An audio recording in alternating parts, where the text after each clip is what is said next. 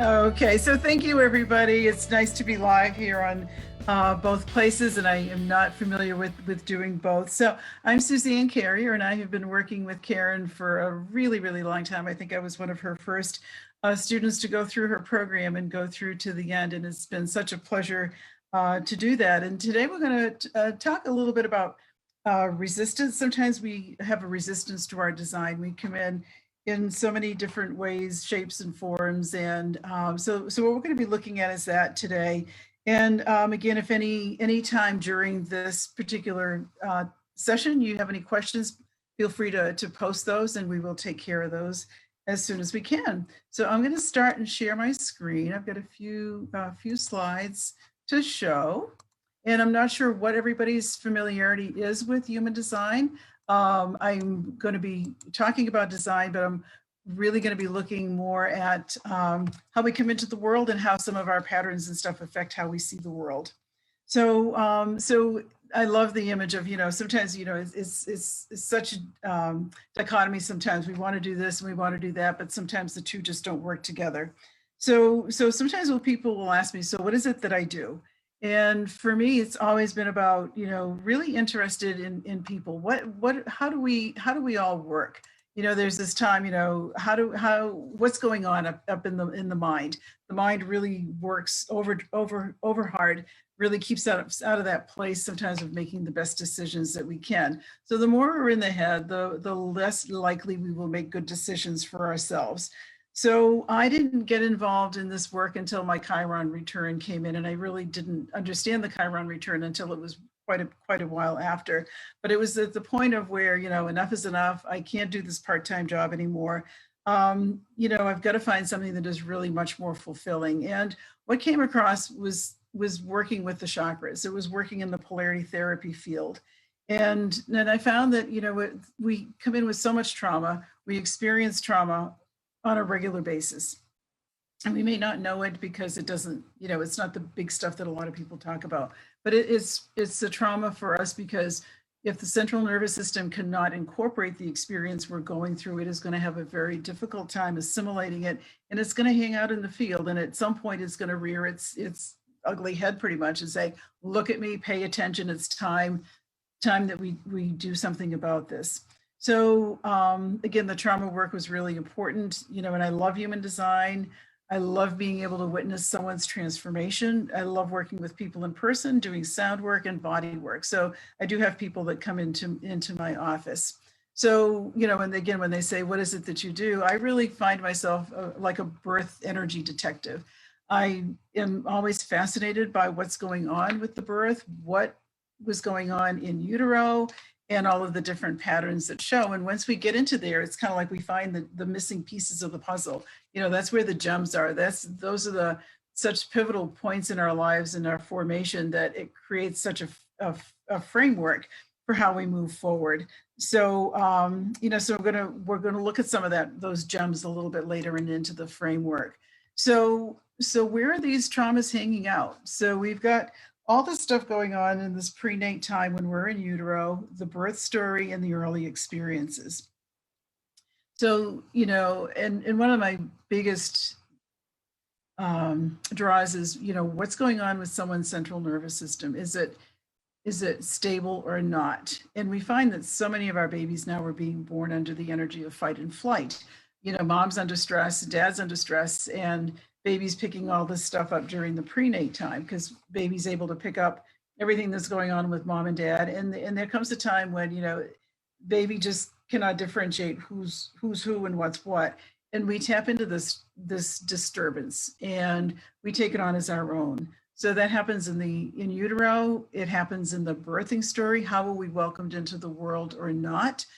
We're relational people. We want to relate. Sometimes we're having we're able to relate with our parent or, the mom while we're in utero.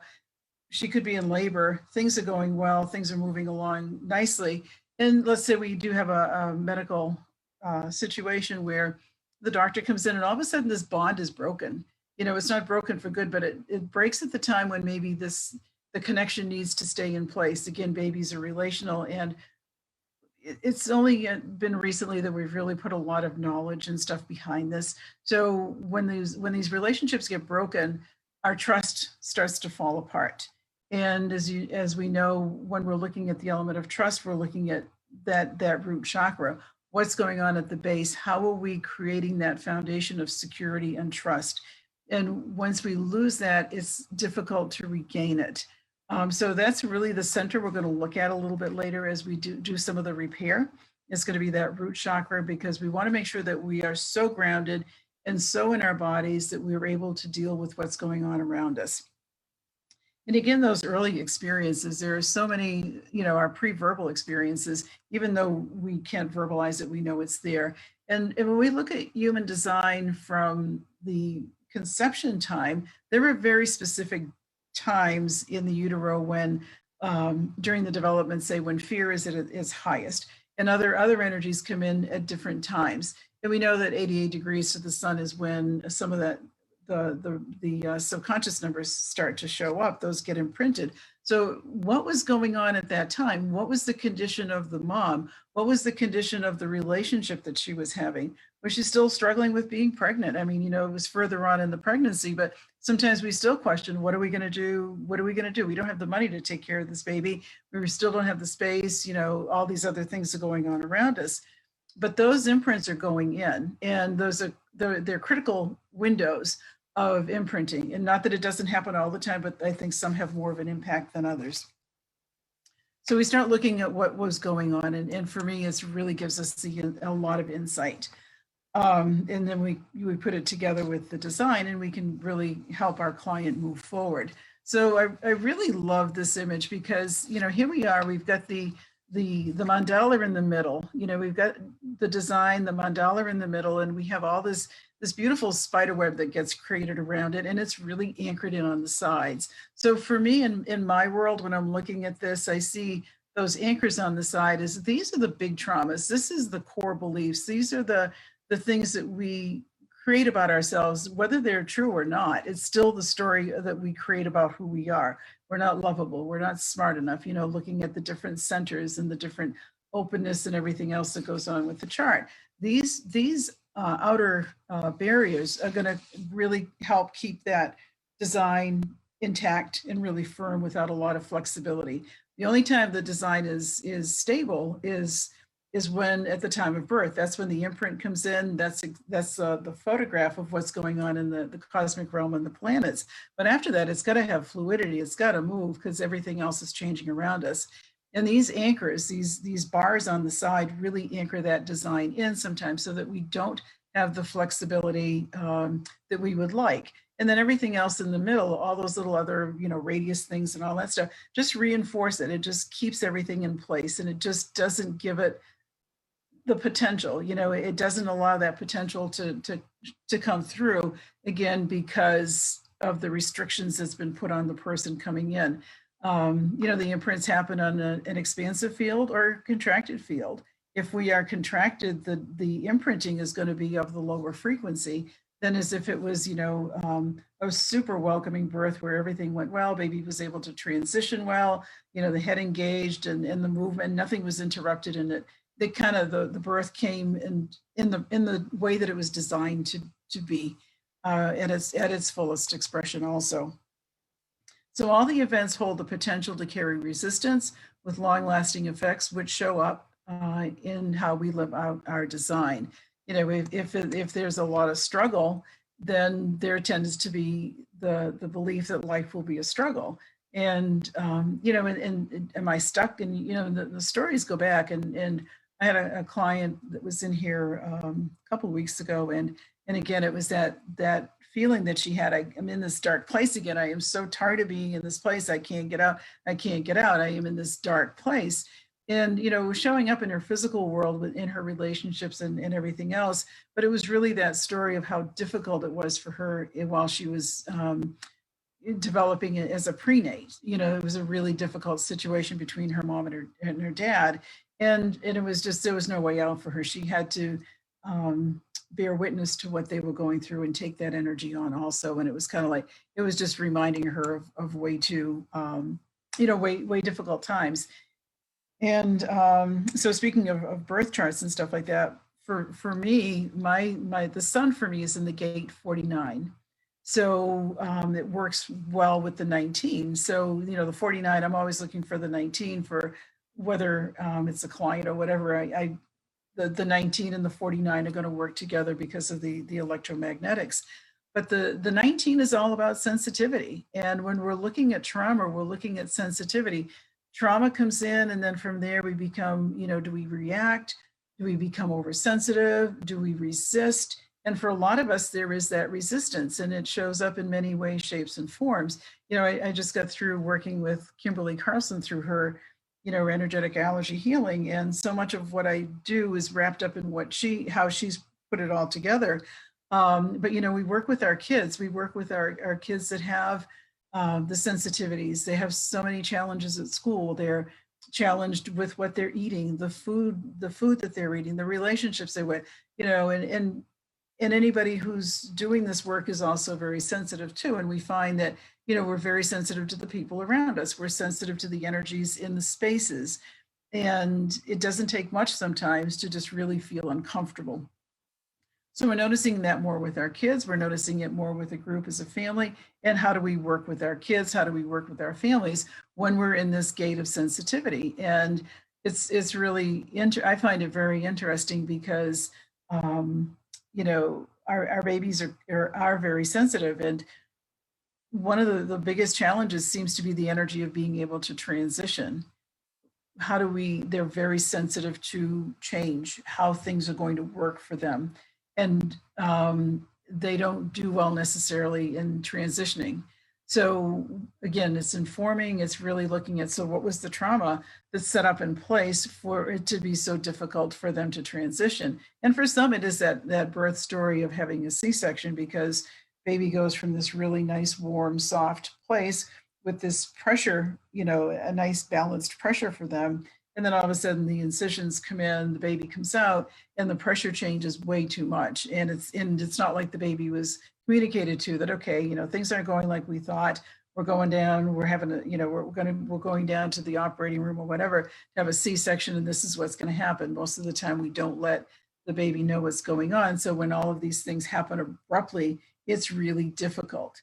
And so again, it's an energy that we want to work with, so that the energy of transition isn't so difficult. And we all need to transition. We all go through different phases and stages of life, and one is no more important than the other. They all work together, but they all need to work in a harmonious way. If we're really stuck in one area, then that polarity prevents us from really going into that place of neutrality where we can really see that we have other options. So a lot of our work is in these polarized places, and we want to really come back to that place of neutrality.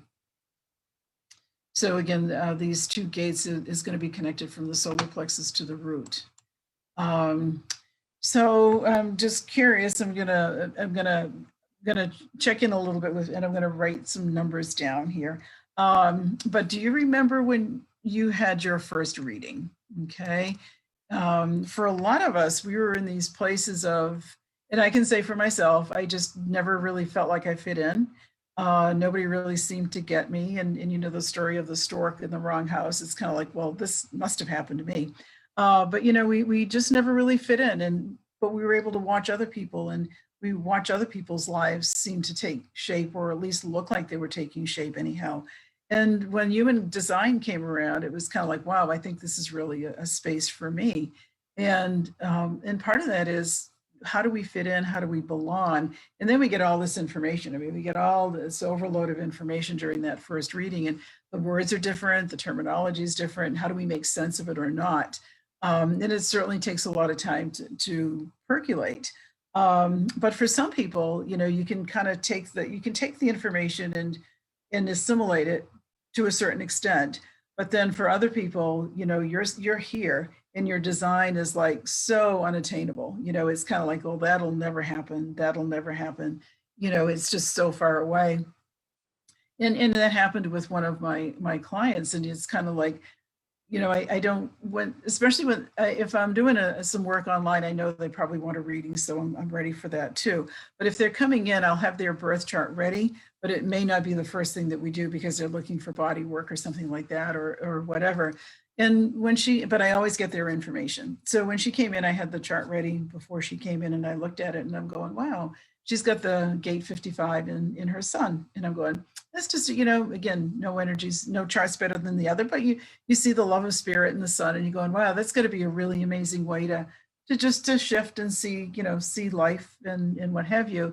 And she came in, and again, we talk about the polarities and stuff. She was so far away from it, so far in the victimhood and the anger and the rage and all of these other emotions that were showing up. There was no way I was presenting it. There was just no way I could go forward and even bring the subject up because of the energy that she was at.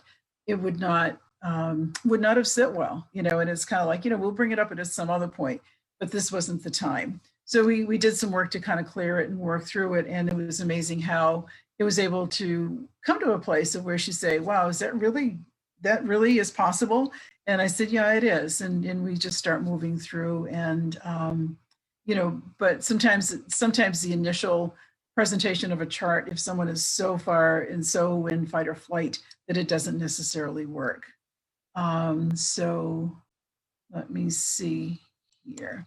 So we get this push-pull, and there's this part of us, as we know, there's the polarity in the gates, and we've got the lower frequency and the higher frequency. And we are so familiar with the lower frequency that really, again, we've got resistance. We resist wanting to go into that place that's unfamiliar.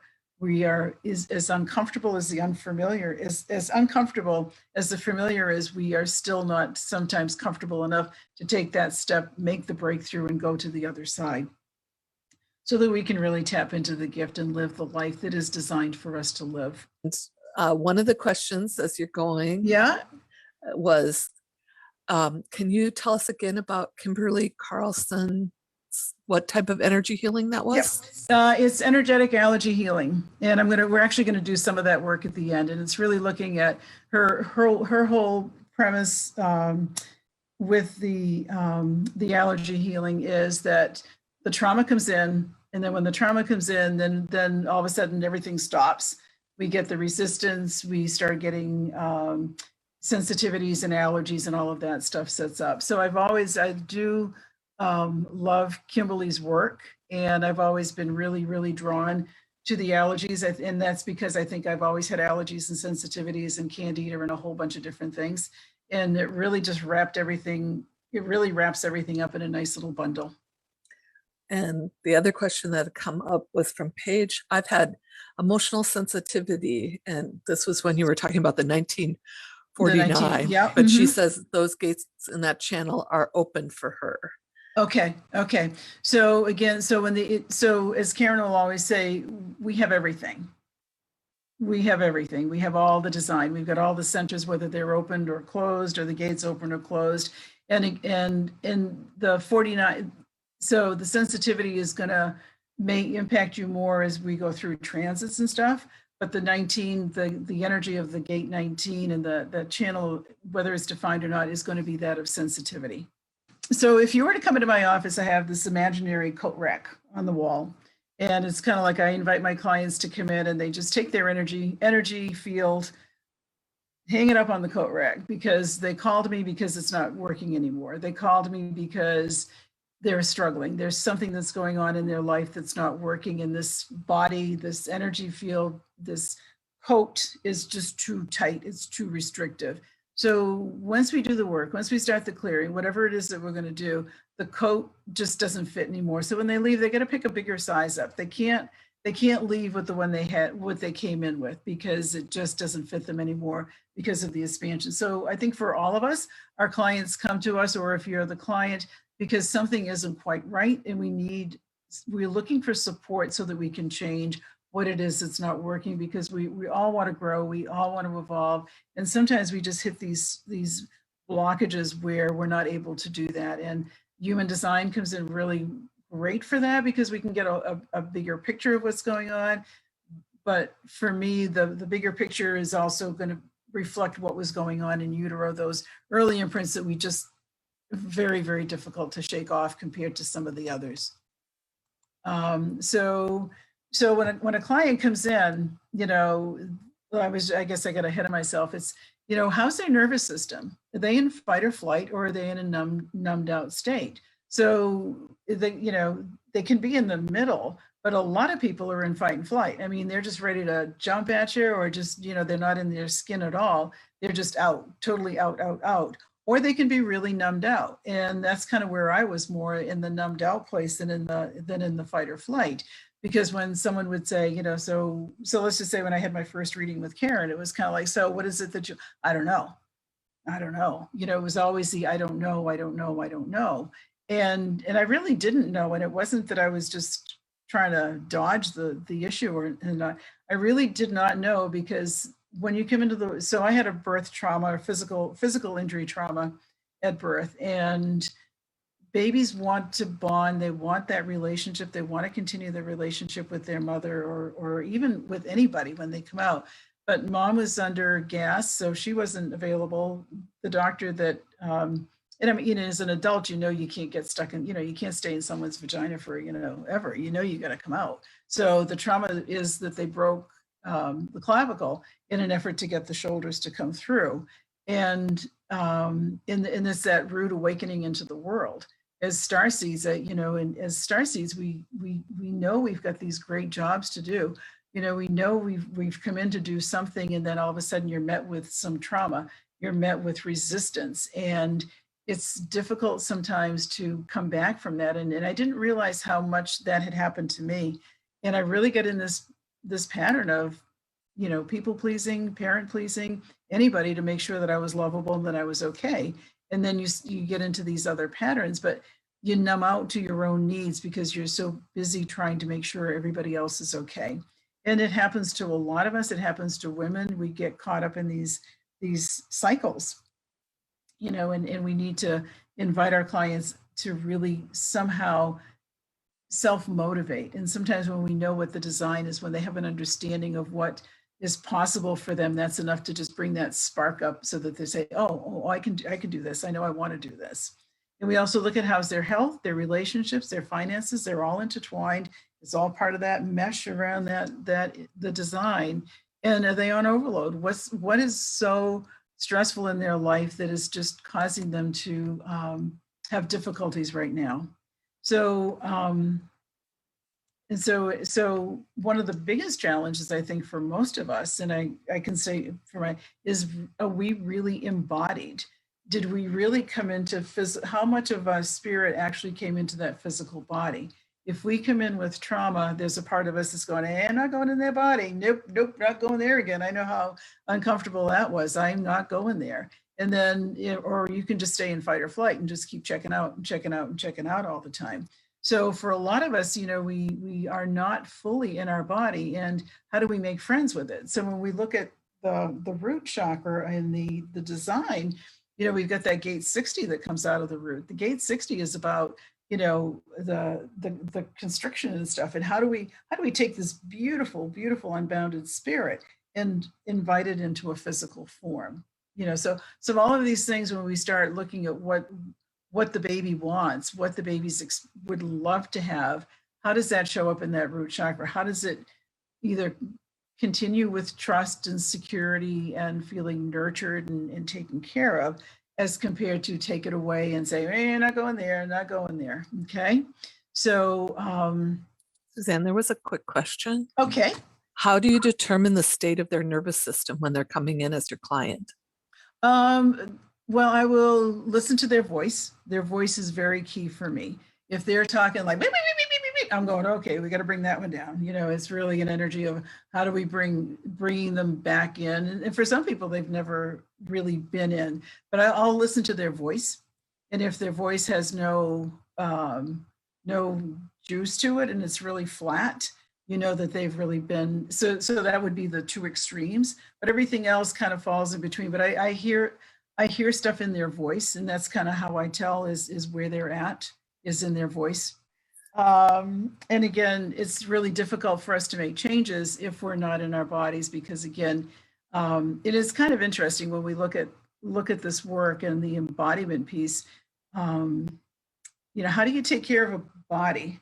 How do you feed your body well? How do you nourish your body well? How do you provide it with the sleep that it needs when we're not even in our body to know what it needs? And I'm speaking from 100% personal experience. I'm not putting that on it. This is my personal experience. How do you know the body's how do you know what the body wants when you're not in it? You just robotically do all the stuff without really giving it any conscious thought. You just do what you got to do, but you're really not checking in with your body to see what the next step is and what will best support it. And then we look at, so for me, I'm going to look at the coping strategies. And this will be for whether I'm working with an individual or with a family. It's what are the coping strategies? If we have a parent who's a perfectionist, then they will probably, it's going to be really difficult for them to be with a child that's highly sensitive. If their child has Asperger's or something like that and is a really sensitive child, it's going to be really more, I shouldn't say, but it's going to be more challenging for a parent who's a perfectionist because they're expecting their child to perform in this certain form of XYZ, and that may not happen.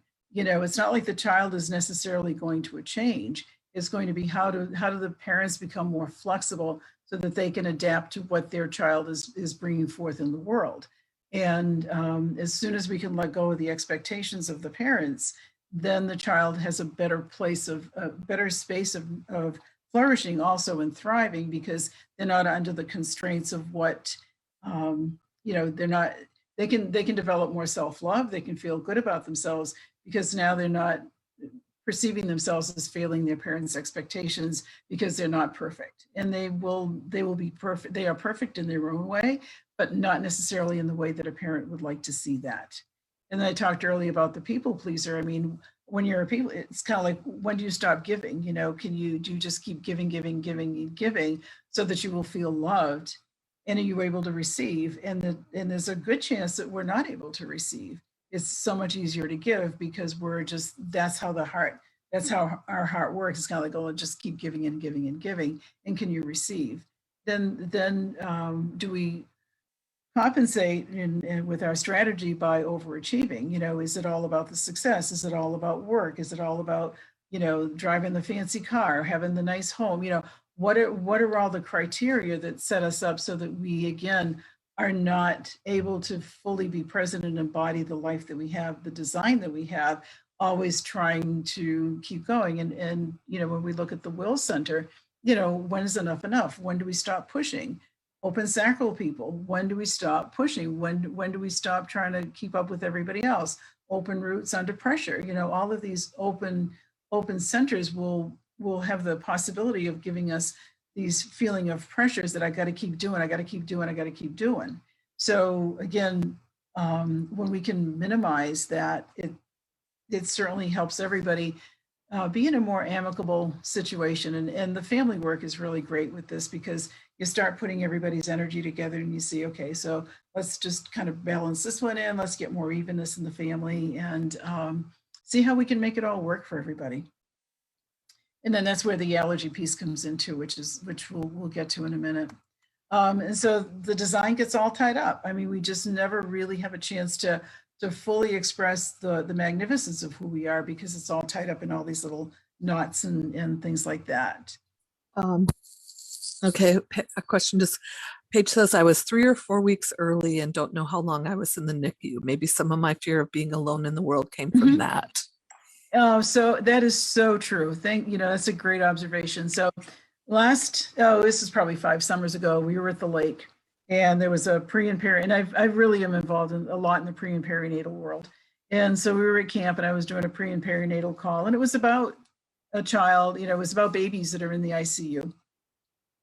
And, the fact that, how are they being held? I mean, and now they're doing things so differently. They're recording the sound of the mother's heartbeat so that they can bring that into the room and just have the baby hear the rhythm of the mom, and just to hear and recording the voices of the parents and stuff like that. So they're doing things a lot differently than they probably did when you were there. And so my grandson is 10 and he was born early, and he was at, here is the Dartmouth Hitchcock Hospital. And so he, was there for a couple of weeks till his breathing, he was early and he had trouble breathing and stuff.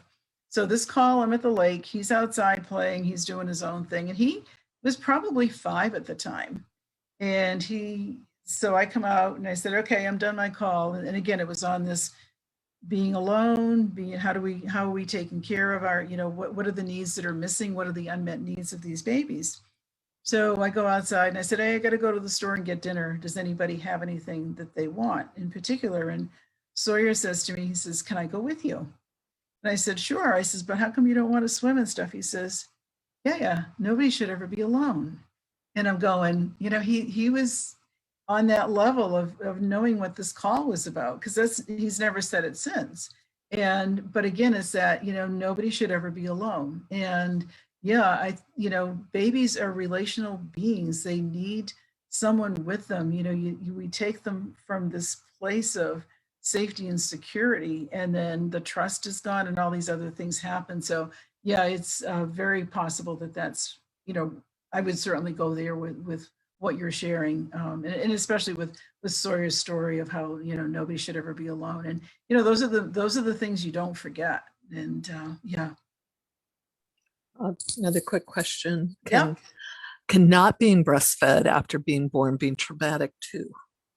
I think trauma comes in many different ways. I think babies would probably like to be nursed or not, but if the mom isn't going to be present with you while you're nursing, I'm not sure how much benefit that is, other than the fact that you're getting the nutrients and stuff like that, and all the autoimmune stuff from the mother's breast milk. But if you've got a mom who's breastfeeding and who's, just really, nowadays on the phone, doing this, doing that, doing this and doing that, it's hard to say. I think it all depends on how well the relationship is built.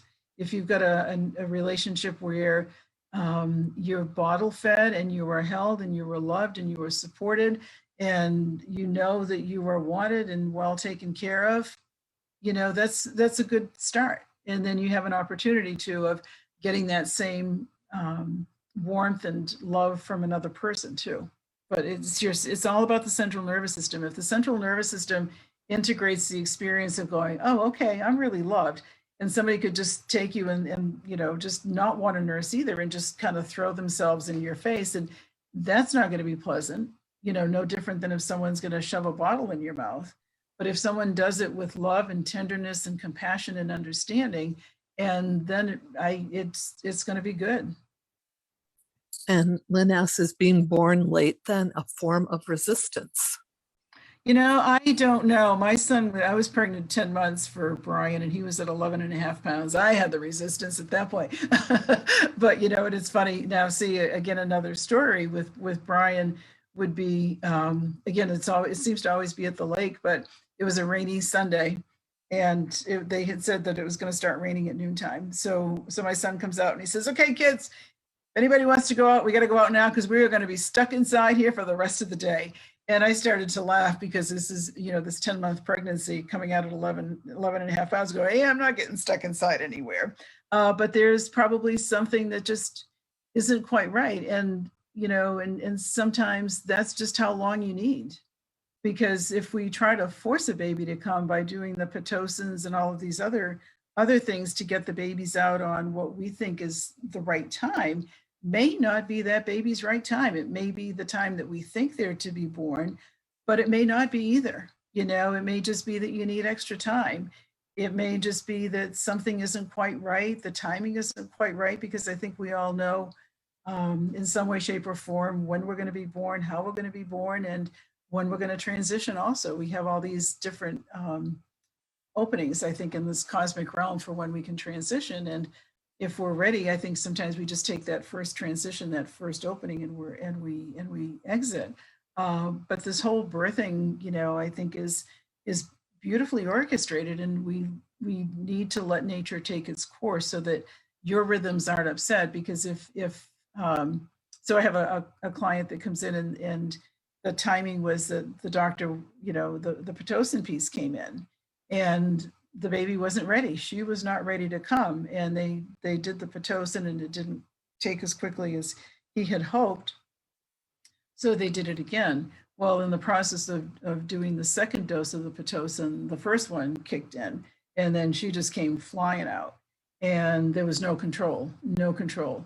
This girl, and so in the process, she injured there was some tearing with the mom, and so she started bleeding. So it got pretty touch and go with the mom for a while because nobody realized the severity of her injuries and stuff. But this is the little girl that will not leave her mother alone. She hugs her and she says, "I love you. I'm so glad you're here. Don't you ever leave me. I love you. I love you. I love you." And, but you can't make her do anything she doesn't want to either. If she makes up her mind that, no, we're leaving at 8:00 and they say, we're leaving a little bit early. No, you said 8:00. We are leaving at 8:00. So it's really interesting with her. It's kind of like, don't mess with her time. If, you're not going to push her to do things against her time. So that was a really long answer, but was that it? that was a very good answer. I want to make sure that we get to the rest of the information that you wanted to share and the portals, but we have some other questions that the next break that I'll bring up to you. So there's never a good design or a bad design. It just depends how you live your life. What frequency are you living your life at? If you're having a whole bunch of challenges, then it's going to be a difficult life, even though you may have the cross of the vessel of love or the one that, through love of spirit. Okay.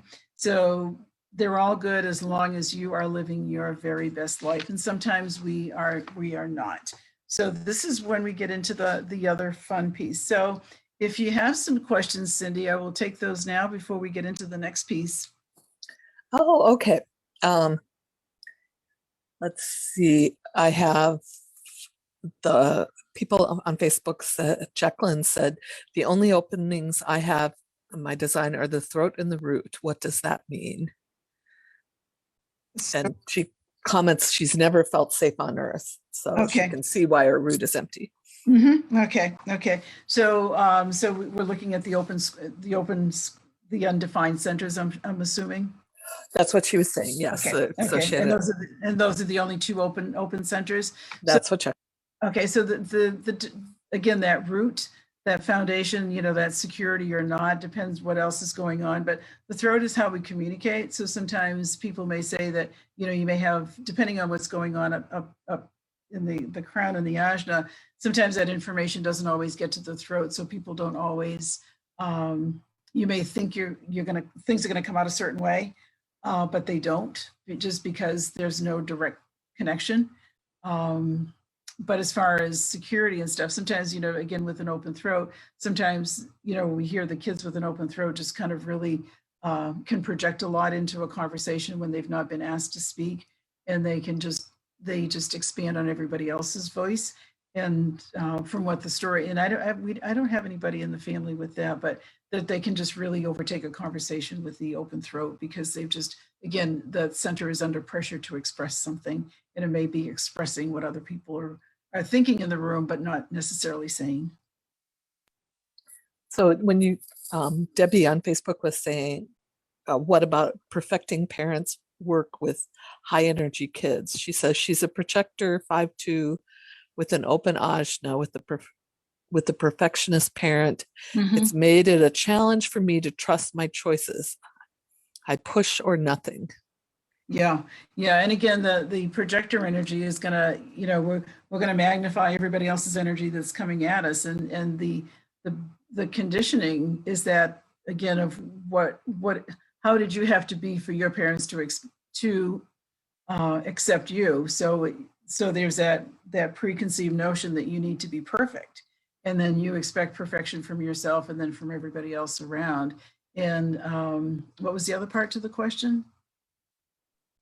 Well, it was also, she had a perfectionist parent, so that that made it a challenge for her to trust her choices. Mm-hmm, so right. She pushes or nothing. Yeah. And again, we've got to please. It's how do we have to be a certain way for somebody else, and it's really creating that space for your kids to be themselves, for your kids to really thrive. They need to be who they are, and not who we want them to be.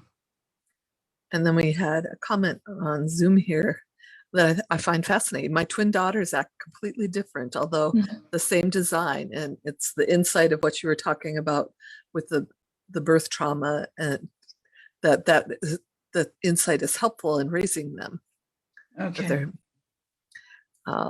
And Haley says, my birth was induced and was very traumatic for my mom. And she comments, I don't like being forced to start anything and push against it a lot. It makes sense that my birth could be the root cause. Yeah, it is interesting. So I'm going to invite you to just, that the experience of the birth, but it is interesting how the perceptions that come in around the situation just really influence how we see and do so many other things. So thanks for all that feedback. So so now we're going to look at the design. So we're just going to hold the intention of everybody that's on the group. And I'm just going to do some muscle testing. I do a lot of muscle testing in this work. So how aligned, so everybody knows your type, right? So we just want to see how many people like the type that they're at. So out of the group, we have 10, 20, 30, 40, 50, 60. So only 60% of you on this call or wherever, 60% like your type. And then the Incarnation Cross is 10, 20, 30, only 30%. And then and what you have for consistent when we look at defined centers, what do you like about who likes their defined centers? And 10, 20, 30, 40. So again, 40. And then when we look at the open centers, okay, that's like 10%. So, okay, so the 10% with the open centers is really the opportunity to see the gifts that they have by having so much ability to try and be and do different things because of the openness. So what we're going to do is just hold this intention here of what we looked at of the design. And we're going to see if we can energetically align everybody a little bit more to their design. So you don't need to do anything, but we're just going to resolve and dissolve. We're looking for any traumas that came in around the idea of the type. Okay, so anything you may have heard about your type. We hear things about, well, manifesting generators this, projectors this, generators this. So anything and everything we want to disconnect, totally disconnect from anything and everything you may have heard about your particular type. Again, whether it's generator, manifesting generator, projectors, reflectors, dissolve, dissolve, resolve, dissolve. All the trauma, and it's usually anything you heard or read. And sometimes it's stuff that was said to you too as a parent, not knowing your type, but do you always have to be so busy? Do you have to always be this or that, or, whether that, however that comes across as a way of criticism, okay? And we also want to do a relationship healing between you and your type, you and the people, the places, and all of these different things that show up in your life. So just holding that, integrating it. So we're going to look at the Incarnation Cross. So again, that was at 30%. So again, there's an energy of feeling that we've been failing, anywhere where we feel that we've been failing at that cross or not living it out properly. Again, anything that you have heard about the cross that was on a lower vibrational frequency, we want to remove, dissolve, and again, it's a lot of it is about hearing it, being told something, someone telling you that information. Okay. And then the defined centers. And so by doing this other stuff, these other pieces have cleared up a little bit better. So again, we look at how aligned to your type. Okay. So I'm just curious, Cindy, if you can ask, well, I guess I'll just ask it. And if you can let me know. So I'm just curious, does everybody feel, not everybody, but do you feel a little bit different about your design right now? Well, while we're waiting, that was okay. I'm getting a yes. Okay. Somewhat different. Okay. Yes. Okay. Both okay. sides. Because we really, if nothing else, I mean, I shouldn't say it like that, but we want to be friends with our design. We want to be friends with our chart, because when you're a person, if you are a client or if you are a practitioner that's or a specialist that does this work, it's really important that we are aligned to our own design, because we have things that we are here to share. and everybody on this call has something that they need to hear to share. Those defined centers, those defined gates, all of that are what your continued strength. This is what you always bring to the world and the people that you're around. So in my chart, I mean, I don't have a lot of definition, and I've got the throat, the 2343, which is the way I communicate. It can be insightful, or it can be like, what is she talking about? Okay, that's one of those kind of energies. And then on the bottom side, I have the channel of correction. Well, on a low frequency, that can be a real nitpicky energy. Well, you didn't do this, you didn't pick this up, you didn't do that, you didn't do this. But on a higher frequency, it's kind of like, so where's the joy in your life? How do we bring the joy back? Where are the patterns? Where are the patterns that are keeping you in this place of resistance? That's what I'm looking for. And what are the insights that we can bring forward so that we can change those patterns for you so that you can experience joy and vitality in your life. Okay. So when we kind of have that consistent energy, but we need to see it in a way that works for you. If we see them on the lower frequency, that's what we're going to show up with, and that isn't going to serve you or anybody else. Okay. Any questions on that? There are people that have happy to work. Shelley was saying when you asked that, she said, I now have a headache after you did the energetic allergy healing. Okay, so let's just open up all those exit portals. We want to open up that crown center and the hands, the base of the feet, all the exit portals so that the energy can move. So again, there's more resistance, but she can reach out. We'll see how, reach out to me after, okay? We'll get some of this moving a little bit more. And I can give her, we'll see how we're doing on the end of the call, okay? She said, thank you. Okay. So for many of us, we're addicted to the lower frequencies, and it's just a pattern. We get hooked into it. We get all these cords and addictions so that we're really, again, another piece of resistance comes in of wanting to shift from the lower frequency to the higher frequency. And again, when your health is compromised, you don't show up for your best for yourself or for anybody else, and you never really fill your potential. So again, we talked about resistance and trauma before. Earlier, I talked about how the imprinting comes in on those red numbers on the side. The design is everything that happens in the 88 degrees to the sun in utero. And then when we look on the right, this is where the birth trauma shows up, the perinatal trauma, attachment and relationship trauma. And again, that's going to be on the right side. So that's the side that people will see more, be aware of. And then again, the importance of the nervous system, we want to keep some time to do a little bit more clearing. So again, that base of safety and chakra. So we get to the root center, okay? And again, we got to have self-love. If nothing else, we've got to at least come in with some sort of appreciation for who we are, some awareness of the gifts that we have, of who we are, what we're designed to be, and how we're going to show up at our best.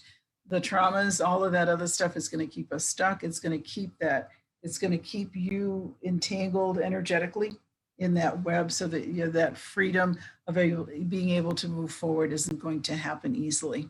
So these are the root. These are the centers that are on the root here. You know, we're going to talk about them clear. We're going to clear each one individually. So we got the 58, this 38, 54, 53, 60, 52, 19, 39, and 41. And again, whoever put this together, these are great slides that we're able to get on these centers. But so this is what we're going to look at, and we're going to break it down a little bit more. So when we start looking, we're looking at the I want to clean that up. Go up to your drawings, clear all drawings. Okay, I guess I did. Okay, so when we look at the 58, this is about vitality. Okay, so can you experience life without resistance? So when we look at the energy of vitality, we're just going to kind of hold that that root center just kind of in your mind's eye. And again, we want to resolve and dissolve any and all resistance that we may be experiencing around not being able to have vitality, not being able to have life flow through to you anywhere where there's not the ability to experience joy in your life, all of those emotions, okay, just really doing this work around clearing those low frequency emotions that prevent you from tapping into your vitality. And we just want to shift that energy around, just move it, resolve it. Any cords, any attachments. And sometimes it's interesting when I'm with a client, they can really feel good for a little bit, but then boy, the thought of feeling good and having other people around them that don't feel good will just, so it's holding the piece of sovereignty of being who you are designed to be. And if you're designed to be joyful, which I think most of us are, and being able to hold that joy even though other people around you are not. Okay. So we move to the next center and we look at what the 38, again, as part of the 2838 of what's worth fighting for. So sometimes our worst enemy is ourself. We would never, ever treat other people like we talk to ourselves or whatever. So again, we work in that energy. Again, resolving and dissolving any and all trauma of whether it's fighting, being stubborn, told you were stubborn. Maybe people told you, oh, you are so stubborn. You are just like your father. You're just as stubborn as your father or something like that. So we want to resolve and get rid of all of those limiting beliefs, all of those things that came through. And again, that can come in, we talked about how these things take away your security. If you are, so we look at it from the birth process, this baby was so hard to get out. Oh my God, we just struggled to get this baby out. It was so hard. Okay, so that's energy, again, that has an imprint on that particular, possibly on that particular gate.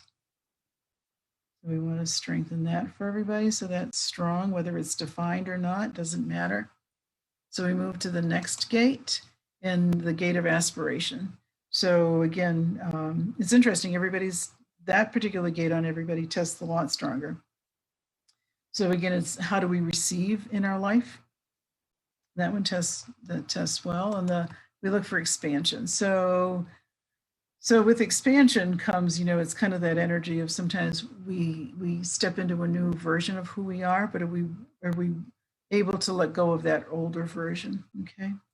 So again, that change, the ability. So that's about, can we change? Can we step into a new paradigm? Can we step into something different? Are we ready to let go of that energetic coat that I talked about that doesn't fit anymore? So able, willing, ready. So anyway, we're able to change. Okay. So then we move to the next one, and that's about you resistant to letting go of your limitations. And that's the one kind of at the birthing one where spirits, this beautiful unbounded spirit, comes into a physical form. Okay, and that one's testing better for everybody. And then we move to the 52.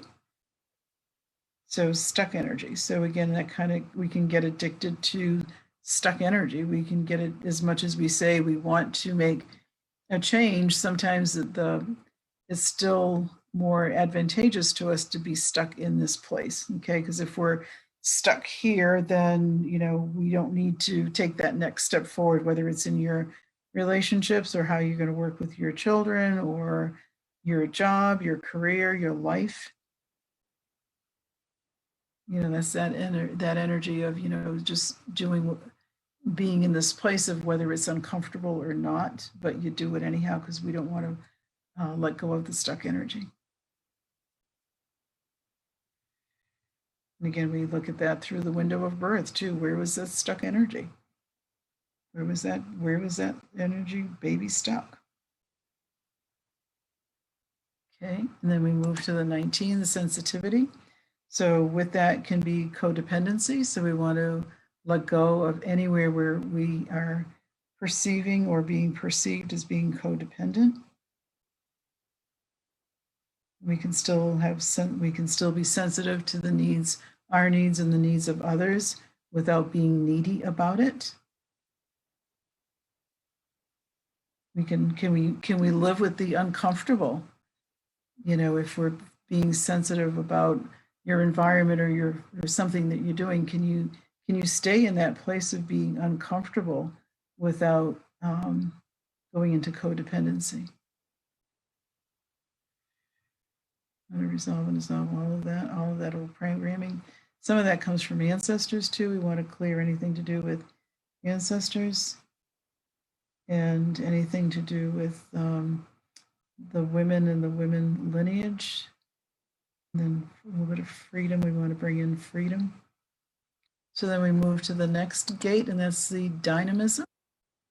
You're resistant to letting go where there's anything to do with anger.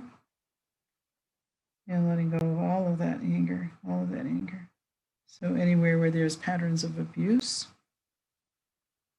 slavery, any of that. Anywhere where there's any energy of feeling made to feel less than. And then we move to anticipation, letting go of the way things should turn out. And again, when we look at it through a birth story of that root, that security, that foundation, baby has an impression of what that birth story should look like, how things should turn out. I should be able to come through the birth canal. I should be able to turn my head. I should be able to come through. My shoulders should come out, and then I should be greeted and welcomed into the world. All parts of myself, my spiritual part, my essence, my soul essence should be recognized also. Okay, working with that energy. And then we move to, I guess, so we want to make sure that root center is stronger for everybody and more stable and secure. And how are we doing for feedback on that? Can I get some feedback?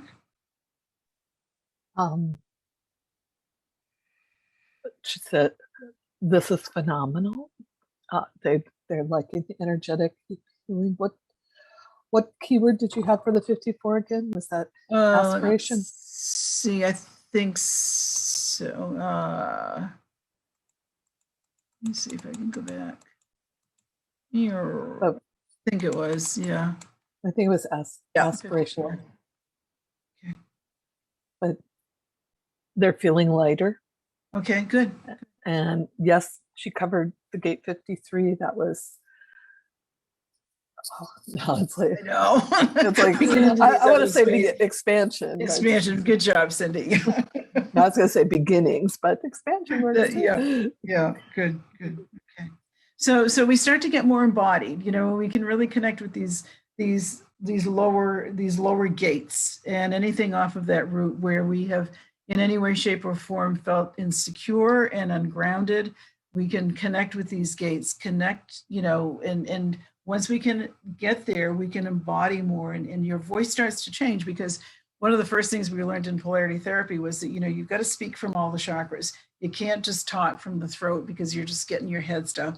We've got to use all those centers. We've got to use everything that's there, whether it's defined or not. We've got to use all of those centers because they provide us a full access of information that we need to move around in the world better. Okay. So any more questions? We're kind of at the top of the hour. So okay, great, perfect timing. So how's the woman that had the headache? Are you still on the call? That was Shelley. Okay. And if Shelley wants to let us know, that would be great. So I am doing, if you, so my the website is birthingyourbestself.com. And I put a little package together for this offering for today about how to rewrite your birth story. The birth story is really, really key. And, you know, it's really key. We can rewrite the whole story. We can rewrite the timelines. We can do a whole bunch of stuff so that you come into this world welcomed and really, really welcomed into the world and not influenced by lower vibrational frequencies while you're in utero. Okay. And that's really what this birth story does. And again, the sessions, this is a special for you know, because you're on the call. So these are the prices that I'm offering. And again, everything is tailored to your needs. So it's not like I'm going to give you a package of 3 and this week we're doing this week we're doing that, this week we're doing that. What are you going to show up with? What is it that you show up with? Then that's what we need to work with this week. Okay, so it's not like a formal, this is the pattern, this is what we follow. So, and if you need more information, this is where you can find me. So thank you so much, everybody. This was great. I'm so delighted to have the opportunity to do this today. And I would love to continue to work with whoever would be interested. Well, thank you. And Shelley did say she is here, but she's dealing with a little one who just got up from a nap. So yes, she's doing. So have Shelley take my information, and if you have any questions, send me an email, and I'll connect back with you. Okay, and that's for anybody also. So okay, so I'm going to stop the share. Thank you. Thank you. Okay. So it was great, and thanks Cindy for this afternoon.